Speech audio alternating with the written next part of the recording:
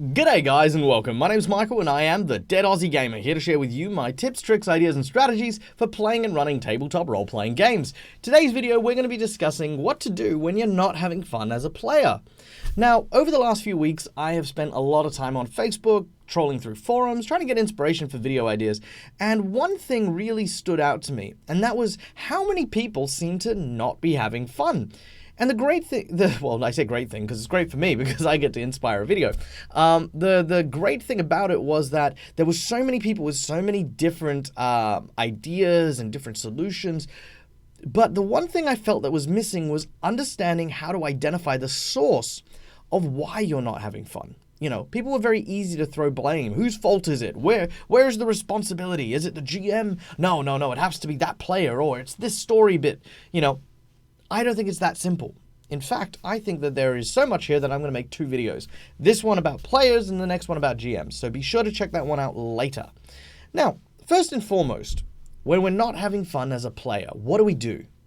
The first thing I highly recommend doing more than anything else is start examining your player expectation. What do you expect from a role-playing game? What do you expect from this table? What do you expect from the social environment that you have placed yourself in?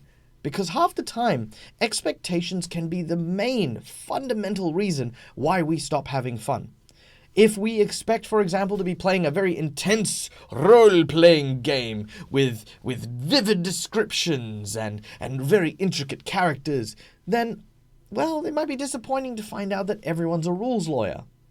It might also be a case of us as players expecting Matthew Mercer to suddenly appear in our GM seat and perform in a myriad of these colorful, vibrant characters and have us feel like we're right in the middle of a live performing professional show, and that's not happening, right?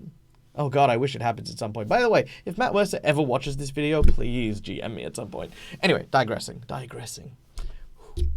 Player expectations can sometimes be one of the main leading reasons as to why we aren't having fun. Whether it's our expectations of others or others' expectations of us, a conflicting in that player expectation contract tends to be the main source. For me as a role player, the only thing I really expect is that when I'm at a table, I expect that I will get into my character. You know, as a performer, as an actor, as an entertainer, I love putting on the suit. You know, I love wearing the role of a character and being in the world and interacting with everything, talking with people. I expect that not everyone is going to do that. But I expect that I'm not going to be made fun of. I expect that if I do decide to go and give money to a poor person, I'm not going to get yelled at for wasting resources on an NPC. These are my expectations, you know. If I had players turning around to me and saying, actually, no, don't talk to the shopkeeper, we're just going to buy this. Or, no, we're not going to talk or we're not going to interact with this, just hit him in the face before he starts his monologue. That, for me, ruins my expectations. You know, that's against what I'm kind of all about. So, that's a good example of why it's important to identify it. Okay, next up is understanding the source. Where is the lack of fun coming from? This is where I feel like a lot of those discussions, you know, and that blame game starts happening without understanding the player expectations and going straight to the blame. So there are only ever three sources, and that is the GM, the players, or the story. Now, I intentionally left out the game system from this list because I have been proven time and time again that the game system never matters. You could make up an improv game using a D12, for example, and that would be perfectly fine for you to have fun with. As long as you've got a good GM, good players, and a good story. As long as one of those things fails, that's when we start to not have fun. So that's why these are the three places to place blame. Now, keeping in mind our player expectation throughout this whole thing. The GM. Now, when the GM fails to meet player expectations, that's one of the first sources. Let's say, for example, that as a player, I, for one, think that most of the stories should not circle around the main group, but the main group needs to be the fundamental part of the story being told. Nothing irritates me more than when a GM decides that the players are so inconsequential, even to their main story, that almost they may as well not be there, like, at all. I played a game a while ago, and I've mentioned this on the channel before, in which we had a DMPC play the main hero while we were just a bunch of plebeians who got told to look after the boat. In that particular game, my player expectation was that, cool, the GM has told us, play a bunch of villagers, do not make adventurers. Done. I expected that when he said this, that we would eventually rise to becoming heroes or rise to the challenges that we faced. What I didn't expect was that we were going to get the snot kicked out of us. We were then going to have a big hero DMPC show up, kill all the bad guys, then take us on a boat journey to go to a private meeting with all of the council heads of all the different kingdoms without us, then return and tell us to sail the boat back. That's it. That was the fundamental game that we ran for, I want to say 6 sessions before we boycotted it. GM in that case failed to meet player expectations. As such, we all said, hey, we're not having fun. We're not doing this. Now, the players at the table are also something that we do have expectations about. And I want to point this out that you, and that means you, if you're not having fun, you are also included in this players section as being the source of not having fun. Let's start with that one, because I think that's the important one I want to dig in. If you are not having fun, okay, you could potentially be the only one not having fun. If everyone's having fun except you, then perhaps there is something that's happening with your player expectation that the others aren't experiencing. If everyone's having fun except you, then maybe this table is not for you. Maybe this table is for a different type of player. And what you should do at this point is try to understand what the expectations the others have so that you can hopefully adopt them so that you can have fun. I joined a game where everyone was in what I like to call a bumbling narrative. Now, at the time I was a lot younger, I had much less experience, and I didn't really understand how a lot of games worked. So I was playing a alchemist at the time, and we were in a zombie apocalypse scenario. The group was being chased by a necromancer who started the apocalypse. Perfect. Makes absolute sense. Now, apparently they'd been playing for a while before I joined, and up until that point where I met them, my character had been, experimenting and trying to learn more about this virus. When they showed up, they were like, cool, we know exactly what's going on. And I said, oh, well, my character doesn't. Tell me what's going on. They said, well, this necromancer has done it. Okay, cool. How do we bring an end to the apocalypse? Well, the necromancer has something that we need in order to try and bring about the end of this zombie apocalypse. Fantastic. Where is the necromancer? Right behind us. Sorry, what do you mean? Well, he's right behind us. Okay. Why haven't we turned around and gotten the thing? Oh, because he's got zombies. Okay, but if he's following us, why didn't we set an ambush? And then do the thing, and then the zombies that are traveling with him will all die, right? And they're like, yeah. So we set up an ambush. We detonated basically we had the rogue go around and spread rumors of us staying in a tavern because the necromancer was following us. We then bought as much explosives as we could, and I used my alchemy skills to basically connect them into a big cluster bomb. We used some of the resources that we had to purchase the entire inn for the night. Sent the person home. We bribed them. Didn't tell them that we were blowing up their facility, but it's fine. So we sent that person home. The building was basically empty. The necromancer sent some undead into the tavern. Big army of them, straight in. They were like, yeah, we got them now. Waited a couple hours nearby. Sure enough, the necromancer shows up. Where the hell did they go? Now, zombies can't investigate. So in order to find out where we went, the necromancer naturally goes into the building, by which we went bloop, destroyed the building, pinned down the necromancer, and got the amulet. The GM then approached me and said, hey, listen, that's not the type of game we're playing, and I was not invited back. Which is, fine. I understood that, and I don't know if I would have had fun in the way that they were playing, which was they were bumbling forward. The necromancer was always chasing them. They were always hitting obstacles. They were constantly in this kind of passive position, and that's the way the GM wanted to play. And everyone was having fun with that, and I wasn't. That's why I changed it, because that's what I thought I needed to do. So in that case, I, in that situation, was the source of the issue, and I should have changed my player expectations, and I should have just gone with the mumbling thing. Alternatively, on the other side of the table, let's say that there is a person responsible for you not having fun, one particular player.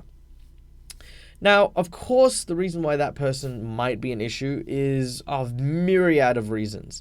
I, for one, do a lot of work with kids with various forms of anxiety. And sometimes, obviously, if you are suffering from anxiety, having someone also kind of being triggered in that can kind of set you off, and it sets off this whole thing. What do you do when that happens? Approach the GM. Don't approach them as a group and say, hey, we all don't like this guy. Approach them individually. Talk to them and say, hey, listen, this particular player is bothering me for whatever reason. I think that I need help trying to understand how to have fun with this player, how to do that, or maybe there's something you can do to interject.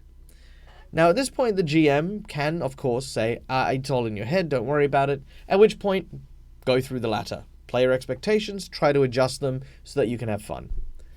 Alternatively, the GM might go, you know what, yeah, actually, I'm not having much fun with this either, and the GM then steps forward.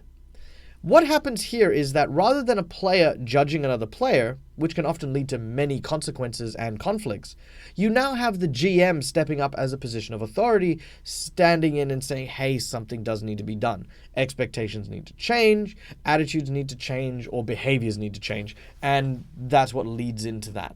Yeah? So that's a very, very strong and positive way to go about doing it without hopefully causing too much conflict. Lastly is... Oh, actually, no, sorry, I did miss one. If all the players have a problem with the GM, and this is kind of a key thing, don't ambush the GM. Never approach the GM as a group like you would if you were talking about a player when you're complaining about the GM. Do it individually and try to make it so that they are encouraged to come up with solutions for things. Say things like, so in this adventure where we've gone off on the boat, my character feels absolutely useless and I'm not really having too much fun with that. Is there something in the future that is going to make us feel like, we're going to be more of a part of the story? Is there something that, is going to make us take center stage or give us a chance to role play?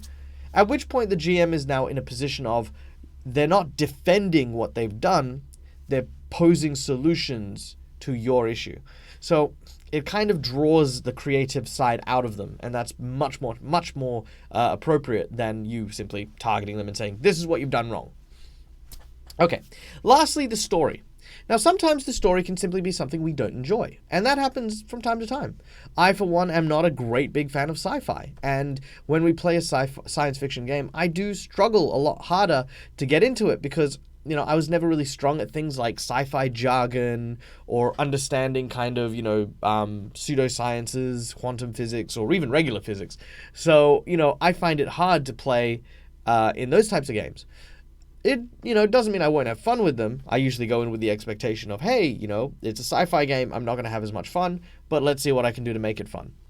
If however, it surprisingly, cool, we're playing a fantasy game. Oh, now we're in space. Okay, I'm not having fun with the story. I'm not prepared for it.